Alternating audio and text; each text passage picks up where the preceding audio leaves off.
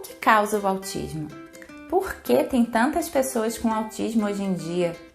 Será que tem como prevenir o autismo? É sobre esse assunto bem polêmico que eu vou conversar com você hoje. Vem comigo?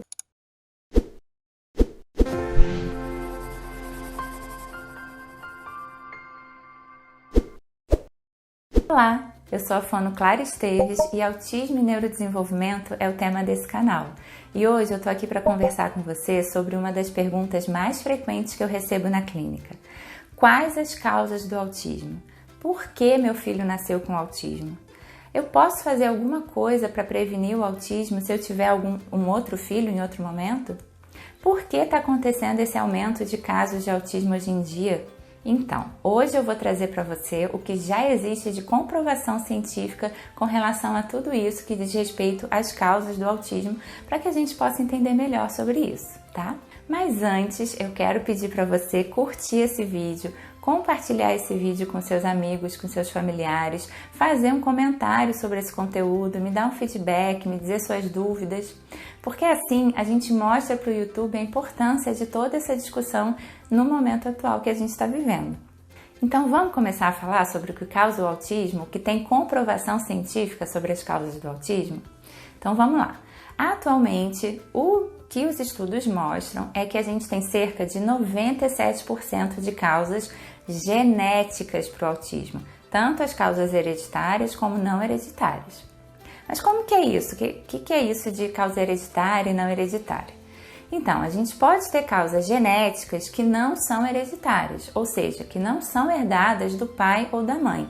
E sim, são algumas mutações genéticas que acontecem na própria criança no momento de formação embrionária, ou seja, lá no momento da gestação, quando a criança está se formando mesmo. Esses casos correspondem a somente 20% dos casos mais ou menos, porque o que a gente vê na grande maioria das vezes são realmente as causas genéticas hereditárias, ou seja, aquelas que são passadas de pai para filho. São mutações genéticas presentes no DNA da mãe ou do pai, ou de ambos, que podem ser herdados pela criança ali na composição do seu DNA. É como se o pai tivesse um copo cheio de bolinhas diferentes, que são os genes com mutações relacionadas ao autismo, mas que não chegaram a ser expressos como comportamento autista no pai.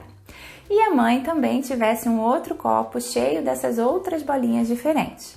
Aí, para formar a criança, a gente pega algumas bolinhas do pai, outras bolinhas da mãe, junta tudo, mistura e ainda acrescenta as próprias mutações genéticas das bolinhas da própria criança, que podem acontecer ali no copinho dela. E aí o que a gente tem é um copo da criança com mais ou com menos genes relacionados ao autismo. Deu para entender? Atualmente, o que a gente tem descrito na literatura é em torno de 1000 genes relacionados ao autismo, 1000 genes diferentes. Então é por isso que a gente tem essa grande variabilidade comportamental nas pessoas com autismo.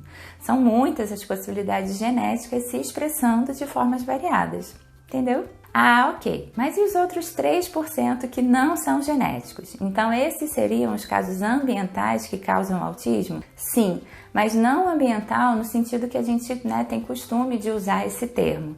Quando a gente fala de causas ambientais para o autismo, o que a gente está falando são de causas epigenéticas. Eita, Clara, pera lá. O que é isso aí que você está falando? Epigenética, o que é isso? Então tá, vamos lá com calma. Epigenética é uma área de pesquisa científica que mostra como as experiências das crianças desde a gestação realmente afetam a forma como os genes vão se expressar, esses genes que elas receberam dos pais biológicos, né?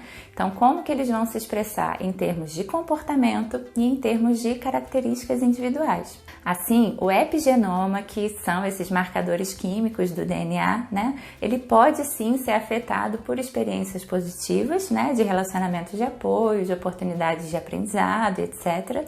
Ou por influências negativas, como toxinas do ambiente, como circunstâncias estressantes, né? Da vida da criança. Mas, de toda forma, os genes precisam estar lá para serem influenciados, tá certo? Então, continuando, o que os estudos científicos já comprovaram em termos dessas causas epigenéticas, né? Ou seja, essas causas que podem influenciar a expressão dos genes que já estão presentes na criança, são principalmente o uso de substâncias químicas ou de certas medicações, né? A que já foi mais comprovada é o ácido valproico, que é um anticonvulsivante, né? Que é um remédio para impedir ali as convulsões da epilepsia, tá? E além disso também, prematuridade pode ser um fator de risco, a idade paterna e a idade materna também têm sido relacionados com autismo.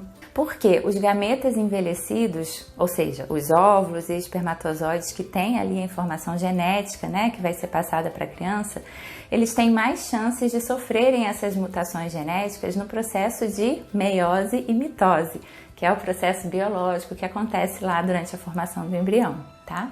Mas existem crianças que são prematuras e que não são autistas, assim como existem, né, mulheres e homens mais velhos que têm filhos que não são autistas, tá certo? Bem, aí agora você pode me perguntar, e todas aquelas coisas que a gente ouve, né, sobre causas ambientais, tipo vacinas que causam autismo, a relação com as mães pouco afetivas, ou a questão do uso das telas causando tal ali do autismo virtual, nada disso causa o autismo?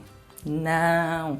Inclusive, eu tenho vários outros vídeos aqui no canal onde eu falo exatamente sobre todos esses mitos, né? O mito da mãe geladeira, da vacina causando o autismo, essa questão também da pandemia, do uso de telas, enfim, uma playlist super completa aí para você poder dar uma olhada, tá bom? Então confere lá. Até aqui, então, ficou claro que a principal causa do autismo é genética, tá certo? Mas então, se é genética, por que tem acontecido esse número tão grande, esse aumento na prevalência do autismo atualmente? Ou seja, esse aumento no número de casos de autismo que a gente vê hoje em dia. Vocês já devem ter visto a última atualização, né, dos estudos americanos, a prevalência atual que se diz é de 1 para cada 44 crianças. Ou seja, a cada 44 crianças, uma pode estar no espectro autista. Então imagina uma escola com 1000 crianças. A gente tem uma epidemia de autismo, será? Então, na verdade, a gente tem sim um crescimento nesse número de casos, né, diagnosticados com autismo, só que a verdade por trás desse crescimento está mais relacionada principalmente com a ampliação dos critérios diagnósticos do DSM-5, que passou a ter uma compreensão mais alargada sobre o espectro autista, né, com esses critérios mais alargados. Além disso, a gente também tem profissionais mais preparados para identificar sinais de alerta para o autismo do que a gente tinha, por exemplo, há 15, 20 anos atrás, né? Que foi quando eu comecei a atuar com autismo, por exemplo. E aí, em função disso, a gente tem tido, sim, uma maior identificação dos casos. Inclusive, adolescentes e adultos com sinais mais sutis, né? Sendo diagnosticados tardiamente. E aí é aqui que é o ponto, eu acho, mais importante desse vídeo, né, que eu queria chegar com vocês. Se é genético, o que eu posso fazer para prevenir o autismo? Realmente não tem nada que a gente possa fazer para prevenir o autismo, porque é um transtorno genético. Inclusive, se você já tem um filho com autismo e você tiver um segundo, as chances de você ter um filho autista de novo são bem grandes, né? Os estudos mostram isso pra gente. Mas tem como a gente prevenir o agravamento dos comportamentos inadequados que podem se estabelecer nas crianças que não foram diagnosticadas precocemente. Ou seja, a intervenção precoce feita de forma intensiva com uma equipe de saúde interdisciplinar que realiza as orientações adequadas, né, para os cuidadores acerca ali das estratégias necessárias para aquela criança específica, e essa equipe que faz uma ponte com os profissionais da educação para a organização ali do projeto educacional individual daquela criança naquela escola. Ou seja, tudo isso junto pode sim fazer com que a criança autista se desenvolva de uma maneira mais funcional e adaptada às demandas sociais, apesar ali das suas dificuldades inerentes e permanentes, tá certo? E isso é muito, muito importante. Então é isso, minha gente, era isso que eu queria trazer para vocês hoje. Eu espero que tenha ficado clara essa questão ali das causas genéticas do autismo e principalmente da importância ali da identificação precoce desses sinais de alerta para o autismo. Se vocês curtiram esse conteúdo, escrevam aqui nos comentários, me deem um feedback de vocês, tirem suas dúvidas. Falei de muitos termos técnicos, né, nesse vídeo aqui, então se ficou alguma dúvida, me pergunta. Não esqueçam do like, não esqueçam de compartilhar esse vídeo, porque isso faz com que o YouTube, né, compreenda aí a importância desse conteúdo e distribua esse conteúdo para várias pessoas. E é isso, a gente se vê no próximo vídeo.